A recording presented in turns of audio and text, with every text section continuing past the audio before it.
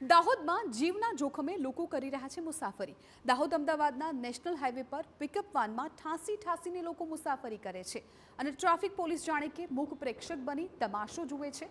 જુઓ આ દ્રશ્યો।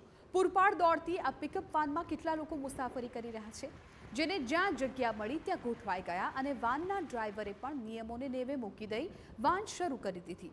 આમ તો પોલીસ નિયમ ભંગ કરનારાને પકડી દંડ વસૂલતી હોય છે, પરંતુ લાગે છે કે હાઈવે પર ચાલતા આ વાહનો સામે કાર્યવાહી કરવાનું ભૂલી ગઈ છે।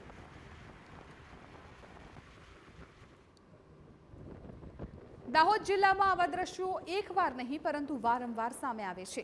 અહીંના દોડતા વાહનોમાં ઘેટા બકરાની જેમ મુસાફરોને બેસાડી મુસાફરી કરાવવામાં આવે છે, ત્યારે સામાન્ય નિયમ ભંગમાં લોકોને ચલણ મોકલતી દાહોદની ટ્રાફિક પોલીસ આવા ખાનગી વાહન ચાલકો સામે કેમ કોઈ કાર્યવાહી નથી કરતી તે એક સવાલ છે। શું પોલીસ કોઈ દુર્ઘટનાની રાહ જોઈ રહી છે કે પછી પોલીસે લોકોને તેમના ભરોસે છોડી દીધા છે?